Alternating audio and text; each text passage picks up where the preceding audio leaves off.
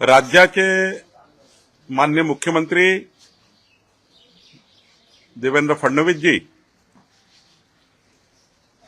माननीय एकनाथजी, माननीय अजितदादाजी आणि आमचे जिल्ह्याचे पालकमंत्री त्या जिल्ह्यामध्ये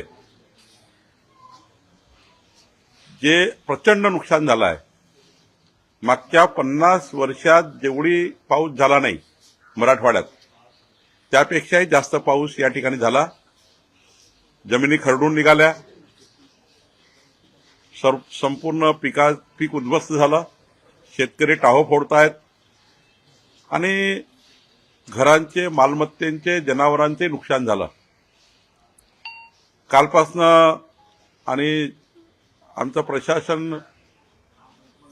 मागच्या 5 दिवसापासनं संपूर्ण तलाठ्यापर्यंत, कृषी अधिकारी, ग्रामपंचायतचे ग्रामसेवक पासून तर कलेक्टरपर्यंत, जिल्हा परिषदच्या सीओ पासून तर मंत्रालयीन अधिकाऱ्यापर्यंत सर्वच अधिकारी या घटनेची दखल घेऊन एसडीआरएफ, एनडीआरएफच्या टीम सुद्धा या ठिकाणी काम करतायत.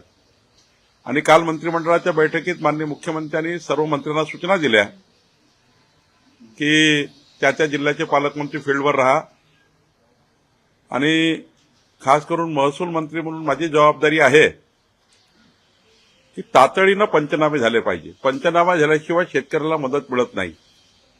त्यामुळं आमचे जिल्हाधिकारी, आमचे प्रांत, आमचे तहसीलदार आणि प्रत्येक गावामध्ये तलाठी, ग्रामसेवक आणि कृषी अधिकारी अशी टीम तयार करून आणि ते जे पंचनामे होतील त्यातला कुणी व्यक्ती सुटू नये म्हणून तिथल्या ग्रामपंचायतला तो पंचनामा दाखवणे असे निर्णय आपण घेतले आहे. मी जे पंचनामे येतात आहे ते मदत पुनर्वसन मंत्री आणि महसूल मंत्री म्हणून आमच्या कलेक्टरकडून आलेला रिपोर्ट हा तातडीने टेकओव्हर करणे, त्यावर तातडीने जीआर काढणे आणि तातडीची मदत त्या ठिकाणी पोहोचली पाहिजे. म्हणजे घराचं नुकसान झालं, घराची मदत, जनावरांचं नुकसान झालं, जनावरांची मदत आणि त्या ठिकाणी शेतकऱ्याच्या जमिनीची, खरडून गेलेल्या जमिनीकरता वेगळा निर्णय आणि पिकाची नुकसान भरपाई हे देण्याकरता आमचं सरकार काम करतं आहे. एखाद्या वेळी एखादी योजना जी कमी करू, पण या ठिकाणी शेतकऱ्याची मदत ही सरकार सर्व पद्धतीने, म्हणजे एखादा रस्त्याचं बांधकामाचं काम कमी जास्त होईल, एखादी त्या ठिकाणी दुसऱ्या एखादं काम कमी जास्त करता येईल, पण शेतकरी मात्र हवालदिल झाला आहे. शेतकऱ्याला तातडीनं मदत केली पाहिजे हा आमचा सरकारचा, माननीय मुख्यमंत्र्याचा मानस आहे. आणि माननीय मुख्यमंत्र्यांनी या राज्याला आश्वस्त केलं आहे, शेतकऱ्याला आश्वस्त केलं आहे की राज्याला किती खर्च आला तर चालेल, राज्यामध्ये आम्ही त्या ठिकाणी पैसा उपलब्ध करू. आमच्याकडे शेतकऱ्याकरता कुठलाही पैसा कमी नाही आहे. आणि जे काही नुकसान झालं असेल, कारण संपूर्ण नुकसान तर भरून निघत नाही, पण शेतकरी हा जो आहे तो त्या ठिकाणी हतबल होऊ नये, तो त्या ठिकाणी जो अडचणीत आला त्याला बाहेर काढलं पाहिजे. याकरता आपलं सरकार पूर्ण मदत करेल. मी महसूल मंत्री म्हणून त्या ठिकाणी जे पंचनामे आहे सर्व जिल्हाधिकाऱ्यांशी कालही रात्री 6 वाजता आम्ही व्हीसीच्या माध्यमातून बोललो आहे, आमचे प्रधान सचिव, आणि आत्ता मात्र सर्व पंचनामे करतात आहे, सर्व फील्डवर आहे. मी रोज याचा आढावा घेऊन निश्चितपणे माननीय मुख्यमंत्री आणि आमचे दोन्ही उपमुख्यमंत्री यांनी जे काही योजना तयार केली आहे मदत देण्याची, त्या योजनेला आम्ही पुढे नेऊ.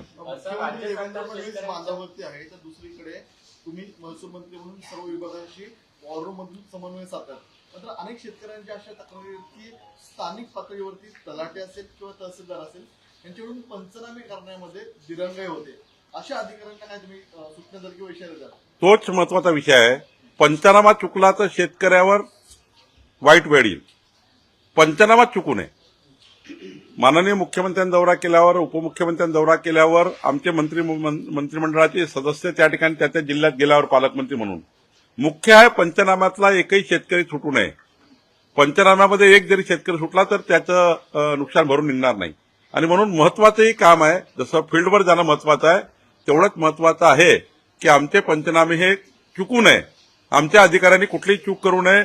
आमच्या तलाट्यांनी, ग्रामविकास अधिकाऱ्यांनी किंवा कृषी अधिकाऱ्यांनी केलेली चूक हे शेतकऱ्याच्या जीवावर जातं आणि त्यामुळे कोणतीही चूक होणार नाही याची काळजी महसूल मंत्री म्हणून त्या ठिकाणी मी घेणार आहे. सर, राज्य सरकार एकीकडे मदत करते, सगळे मंत्री आता रस्त्यावर उतरलेले आहेत, ग्राउंडवर जाऊन पाहणी करतात. दुसरीकडे ठाकरे गटाकडून असा आरोप करण्यात आलेला आहे की राज्य आपत्ती व्यवस्थापन विभागाचा जो निधी आहे तो अजून करू नये, लोकांपर्यंत पोहोचत नाही. नाही, असं आहे की जो निधी येतो तो डायरेक्ट डीबीटीच्या माध्यमातून शेतकऱ्याच्या अकाउंटमध्ये जातो. एखाद्या वेळी डीबीटी गेला नसेल किंवा काही असेल त्यांनी सांगितलं पाहिजे योग्य, असं आरोप करून चालत नाही. कुठल्या जिल्ह्यातल्या कुठल्या शेतकऱ्यांना, कुठल्या जिल्ह्यातल्या कुठल्या शेतकऱ्यांना पोहोचला नाही. शेवटी आरोप प्रत्यारोपाचे दिवस नाही आहे. सर्व पक्षांनी, सर्व पक्षाच्या नेतृत्वाने किंवा सर्व पक्षाच्या कार्यकर्त्यांनी या अशा परिस्थितीमध्ये जिथे जीव जातोय, जिथे जनावरं जगावतात, जिथे शेतकरी उद्ध्वस्त झालाय, अशा ठिकाणी राजकारण न करता काही त्यांच्याकडे अधिकची माहिती असेल ती सरकारला पुरवली तर मी स्वतः त्या ठिकाणी मुख्यमंत्र्यांच्या वतीने लक्ष टाकेल आणि जिथे पैसे गेले तिथे पोहोचवण्याचा आम्ही प्रयत्न करू. पण स्पेसिफिक सांगितलं पाहिजे का इथे अडचण आहे, तिथे सरकार पोहोचलं नाहीये, तिथे सरकार पोहोचेल. एकीकडे एकनाथ शिंदे धाराशिवमध्ये मदतीसाठी पोहोचले, मात्र हे मदतीसाठी पोहोचले असताना त्यांच्या पाकिटवरती जे मदत दिली जाते त्यावरती जाहिरात करण्यात आलेली आहे. विरोधकांचा असा आरोप आहे की तुम्ही मदत करायला जाताय की तुम्ही जाहिरातबाजी करताय. नाही, त्यांनी माननीय एकनाथ शिंदे यांच्या मदत वाटप कार्यक्रमामध्ये त्यांनी कुठली जाहिरात छापली याबद्दल मला माहिती नाही. खरं तर माननीय एकनाथजी हे अत्यंत भावनिक कार्यकर्ते आहेत, त्यामुळं मला असं वाटतं की त्या ॲडबद्दल मला फार माहिती नाही, त्यामुळे मी यावर बोलू शकणार नाही. त्यांचे जे धाराशिवचे पालकमंत्री आहेत प्रताप सरनाईक आणि एकनाथ शिंदे यांचे खरं तर हे फोटो लावलेले होते आणि जो धाराशिवमध्ये ट्रक गेला काल इथून पाठवण्यात आला होता तो देखील ग्रामस्थांनी परत पाठवलेला आहे. आता त्यामुळे कुठेतरी एक संताप धाराशिवमध्ये पाहायला मिळतोय, कारण 3 दिवसापासून सगळे नागरिक पाण्याखाली आहेत. नाही, थोडा संताप जास्त आहे, कारण संताप याच्याकरता आहे की शेवटी जेव्हा पूरहानी येते तेव्हा पूर्ण घर उद्ध्वस्त होतं. पूर्ण घराला त्या ठिकाणी त्याची आज पोचता म्हणजे कमरेभर पाणी प्रत्येक घरात घुसलेलं आहे. त्यांना आपला संसार उद्ध्वस्त होताना ते पाहतात आहे, ते रडतात आहे, त्याचा संसार त्या ठिकाणी उद्ध्वस्त झाला आहे. आणि एकदा घरात पाणी घुसल्यानंतर त्या घरामध्ये संपूर्ण किमान 2-3 महिने त्या घराला सेटल व्हायला वेळ लागतो. जरी पाऊस उसरला तरी घर सेटल व्हायला मात्र 3-4-6 महिने लागतात. तर पूर्ण भिंती ओल्या झाल्या असणार, अन्न ओलं झालं असणार, काय खातील, कसे जगतील हा प्रश्न निर्माण होतो. जीवन मरणाचा प्रश्न निर्माण झाल्यावर मात्र संताप तयार होतो. त्या संतापामध्ये काही गोष्टी लोक अनावर राग करतात, त्या ऐकून घ्यावं लागतं. शेवटी ऐकून घेण्याच्या भूमिकेमध्ये आम्ही आहोत आणि मदत करण्याच्या भूमिकेत आहोत. तानाजी सावंत जे मंत्रिपदावरून वगळले होते त्यांना ते पुन्हा आता ऍक्टिव्ह दिसत आहेत. ते भूम पारड्यामध्ये शेतकऱ्यांना मदत निधी वाटताना पाहायला मिळत आहेत आणि शेतकऱ्यांनी सुद्धा स्वीकार केलेला आहे. इतर आमदार आणि मंत्र्यांना काही तुम्ही आवाहन करणार? नाही, आमची सर्वांची जबाबदारी आहे की ज्या ज्या परीनं आमचे CSR फंड्स असतील, अनेक कंपन्या या महाराष्ट्रात काम करतात आहे, अनेक मोठे मोठे त्या ठिकाणी या ठिकाणी इन्व्हेस्टर्स आहे या महाराष्ट्रात काम करत आहे, मोठे मोठे उदार कॉन्ट्रॅक्टर आहेत, मोठ्या मोठ्या त्या ठिकाणी कंपनी आहेत. या सर्वांनी आपल्या कंपन्यांचा CSR असेल, आपल्या कंपन्याची मदत असेल, ही जास्तीत जास्त ओला या ठिकाणी जो आता पावसामुळे जी परिस्थिती निर्माण झाली आहे त्या भागामध्ये वाटप करावं अशी विनंती राज्यातर्फे माननीय मुख्यमंत्र्यांनी केली आहे. मी करतो की सर्वच पक्षांनी राजकारण बाजूला सारून जे पूरग्रस्त आहेत त्यांच्याकरता आपण सर्व एकत्र यावं. सर्व कंपन्या आणि जेवढे काही इन्व्हेस्टर आहेत त्यांनी एकत्र यावं आणि मोठी मदत या जिल्ह्याला करावी, या पूरग्रस्ताला करावी अशी विनंती मी आपल्या माध्यमातून करतो ना, अशीही करणार आहे.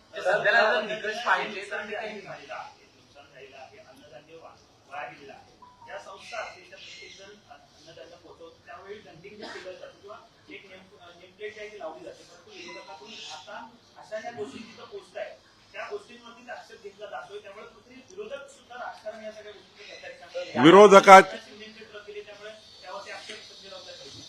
यापूर्वी सुद्धा अनेक वेळा मदत वाटप करताना विरोधकामधल्या अनेक नेत्यांनी आपले फोटो लावले आहेत. मी त्याचा आता राजकारण करायचा दिवस नाही आहे. कोणी काय फोटो लावून काय काय मदत केली, विरोधी पक्षात असे लोक आहेत. 1 किलो वाटलं 10 किलोची जाहिरात छापली, त्यामुळे त्यात जात नाही. फक्त एवढंच आहे की कुठल्याही परिस्थितीमध्ये जाहिरातबाजी मदतीमध्ये येऊ नये. मदत ही अदृश्य सढळ हाताने करावी. कारण शेवटी आपण काही दाखवण्याकरता करत नाहीये आणि त्यामुळं यातनं काही राजकारणातून मतं भेटण्याचा काही हा प्रसंग नाहीये. हा तर हृदयातून जनतेला मदत करणे हा भावनिक आणि लोकांना आधार देणारा एक काम आहे. त्यामुळं कुठल्याही मदतीला कुठल्याही पद्धतीचा अशा काळात तरी म्हणजे पूर परिस्थितीच्या काळात दुष्काळाच्या काळामध्ये कुणीही ऍडव्हर्टाइजमेंट करणार नाही ही तर आपली जबाबदारी आहे. पण मला असं वाटतं विरोधकांनी पहिला आपल्या स्वतःला तपासून बघावं आणि नंतर विरोधकांनी आरोप करावे. तर यालाच बघून एक प्रश्न आहे, ज्यावेळी महाराष्ट्रावर संकट येतं त्यावेळी सगळे पक्ष एकत्र येतात. मग उद्धव ठाकरेंच्या काळात देखील नैसर्गिक आपत्ती आली होती किंवा भाजप विरोधी वातावरण त्यांनी सरकारला काही सूचना सुचवल्या होत्या. मात्र यावेळी महाराष्ट्रावर संकट आलंय, विरोधक एका ठिकाणी टीका करण्यात व्यस्त आहे. विरोधकांना काय करतात? नाही, विरोधकांना माझी विनंती आहे की त्यांनी महाराष्ट्राच्या त्यांच्याकडे आलेले निवेदनं त्यांना काही सूचना येत असतील किंवा त्यांना काही अधिक सांगायचं असेल सरकारला, सरकार हे पूर्ण ऐकण्याच्या मूडमध्ये आहे. सरकार शेतकऱ्यांना मदत करण्याच्या परिस्थितीमध्ये आहे. सरकारची जबाबदारीच आहे शेतकऱ्यांना मदत करणे, ती मॅन्डेटरी जबाबदारी आहे. त्यामुळं आम्ही जी मदत करतो त्याच्यामध्ये जर विरोधकाला असं वाटतं की टोमणे मारण्यापेक्षा टोमणे मारू नका, तुम्ही हे सांगा की हे थोडं हे केलं पाहिजे, खरडून गेलेल्या जमिनीला हे केलं पाहिजे, शेतकऱ्याच्या हे केलं पाहिजे, फळांची नुकसान भरपाई त्या दिली पाहिजे, जनावरांचं काय केलं पाहिजे. काही विधायक सूचना सरकारला, जसं माननीय शरद पवार साहेबांनी म्हटलं होतं की आम्ही मुख्यमंत्र्याला काही सूचना करणार आहोत, तसं उद्धव ठाकरेजींनी कराव्या, अजून राजसाहेब ठाकरेजींनी कराव्या. सर्वांना अधिकार आहे बोलण्याचा आणि आमचं सरकारमधून ऐकण्याचा अधिकार आहे, आमचं सरकारमधून निर्णय घ्यायचा अधिकार आहे. त्यामुळे विरोधी पक्षानं दिलेल्या प्रत्येक सूचनेचं त्या ठिकाणी पालन सरकारी पार्टी करेल आणि शेवटी जॉईंटली सर्व पक्षांनी मिळून महाराष्ट्राच्या हवालदिल झालेल्या शेतकऱ्यांना मदत करणे हीच या ठिकाणी आपली माणुसकी आहे, हीच मानसिकता ठेवली पाहिजे असं मला वाटतं. प्रामुख्याने सध्याला आपल्याला पाहायला मिळत आहे, तर त्याच्यामध्ये कुठेतरी विरोधकांकडनं देखील राजकारण करण्यात येत आहे की जे मार्चमध्ये निकष होते ते बदलवण्यात आलेले होते. अशा ते निकष कुठेतरी आता बदलण्यात येईल का? जे मदतीचे निकष आहेत त्यामध्ये काही फेरबदल होताना दिसते? काही निर्णय हे माननीय मुख्यमंत्री उपमुख्यमंत्री जे फील्डवर आहे, फील्डची परिस्थिती घेऊन काही निर्णय करण्याचा सरकारचा मानस असतो. माननीय मुख्यमंत्री उपमुख्यमंत्री फील्डवर आल्यानंतर आणि मी सुद्धा आज दिवसभर हे जे काही पंचनामे आहेत त्या पंचनाम्यावर काम करून जे काही नुकसानीची परिस्थिती आहे त्याच्या आधारावर माननीय मुख्यमंत्री आल्यावर आणि उपमुख्यमंत्री दोघेही बसल्यावर काय योग्य निर्णय करतील, येणारे मंत्रिमंडळाची बैठक आहे तेव्हा चर्चा होईलच. प्रामुख्याने एनडीआरएफचे जे निकष आहे त्यामध्ये निवडणुकीच्या अगोदर 40,000 रुपये हेक्टरी 3 हेक्टरला दिले जात होते, ते कुठेतरी आता फक्त 17,000वर आलेले आहेत असा एक आरोप होताना पाहायला मिळतो. त्यामुळे कुठेतरी हे निकष बदलण्यात यावे अशी प्रामुख्याने मागणी आहे ती विरोधकांकडून. तेच मी सांगितलं की माननीय मुख्यमंत्री फील्डवर आहे, उपमुख्यमंत्री फील्डवर आहे, हे आणि मंत्री महोदय फील्डवर आहे, त्या जिल्ह्याचे पालकमंत्री फील्डवर आहे. हे आल्यानंतर मंगळवारच्या बैठकीमध्ये जे काही चर्चा होईल त्या चर्चेमध्ये माननीय मुख्यमंत्री दोन्ही उपमुख्यमंत्री बसून या ठिकाणी काय योग्य मदत करतात. शेवटी त्याची ग्रॅव्हिटी जी आहे, फील्डवरची ग्रॅव्हिटी आहे, त्या फील्डवरच्या ग्रॅव्हिटीवर निश्चितपणे काही ना काही चांगला निर्णय माननीय मुख्यमंत्री करतील. हिंदी में जानना चाहते हैं कि जो अभी एक्सप्लोर हुई उसके बारे में क्या? देखिए कि महाराष्ट्र के जो मराठवाड़ा खासकर पश्चिम महाराष्ट्र में सोलापुर कोल्हापुर इस साइड में और विदर्भा के चंद्रपुर में थोड़ा ये साइड में, तो कम से कम आधा महाराष्ट्र जो है ये फ्लड के अंडर आया हुआ है.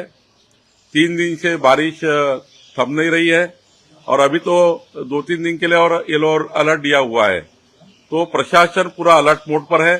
माननीय मुख्यमंत्री जी देवेंद्र फडणवीस जी, हमारे अजित पवार जी, एकनाथ शिंदे जी फील्ड पर है, हमारे उस जिले के पालक मंत्री फील्ड पर है. जहां तक मेरी बात है तो मैं यहाँ पर जितना भी नुकसान हुआ उसका जो ज्वाइंट सर्वे करवाना और हमारे जो लोकल लेवल के ऑफिसर्स है, कोई भी गलती ना करे, कोई भी किसान का नाम ना छूटे, कोई भी घर का नाम ना छूटे, जो नुकसान हुआ है उसको सरकार की नजर में लाए. एक भी व्यक्ति का नुकसान हुआ तो वो भी हम इसमें इंक्लूड करेंगे. तो जो मॉनिटरिंग है, जो पंचनामे है, जो फील्ड सर्वे है, ये फील्ड सर्वे के लिए हम काम कर रहे हैं और मुझे विश्वास है कि जिस तरह से माननीय मुख्यमंत्री जी ने कहा है कि फील्ड की परिस्थिति को देखते हुए आने वाले मंत्रिमंडल की बैठक जो होगी उसमें सारे मंत्री हम लोग चर्चा करेंगे और माननीय मुख्यमंत्री और एकनाथ शिंदे जी इसके लिए योग्य निर्णय लेंगे। लेकिन मेरी आपके माध्यम से विनती है, सारे जो इन्वेस्टर है, बिल्डर्स है, कंपनी के बड़े बड़े यहाँ पर उनके आस्था यानी उनका यहाँ जो आने वाले दिनों में हमारे महाराष्ट्र में जो उद्योजक है उनको सारे इंडस्ट्रियलिस्ट है, इनको सारे लोगों को मेरी विनती है कि सभी लोग, सरकार तो करेगी, सरकार करने के लिए तो उसकी जवाबदारी है, हमारी जवाबदारी बनती है, लेकिन सब तरह के लोग इसमें आए और इस किसानों को और हमारे किसान के घर में रहने वाले परिवारों को और मजदूरों को और जिनकी इसमें नुकसान बड़ा हुआ है, कई घर ऐसे डूब गए कि 3-3 मीटर 4-4 मीटर पानी कई जगह है, जो घर में 2 महीने 3 महीने जा नहीं सकते, ऐसे भी परिवार है। ऐसे परिवारों को मदद करना ये सबका दायित्व बनता है।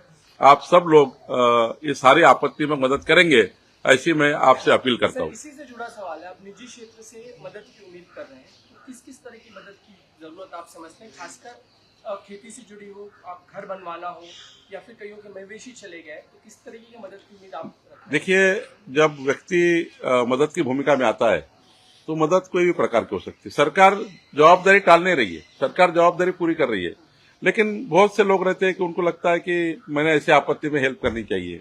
हो सकता है कि वहां जाने के बाद किसी का घर टूटा हो, किसी के घर में सारा बह गया हो, कुछ भी नहीं बचा हो, वो 3 महीना 4 महीना बाहर रहता हो, सरकार करेगी, सरकार तो पूरा तरह से काम करेगी, लेकिन बहुत से लोगों की इच्छा होती है कि मैं जाके कुछ मदद करूं, मैं वो गांव को हेल्प करूं, उनके बच्चे को पढ़ाई के लिए हेल्प करूं, उनके परिवारों के लिए हेल्प करूं, किसी का पूरा ही बह के गया है वो परिवार फिर बिठा दूं।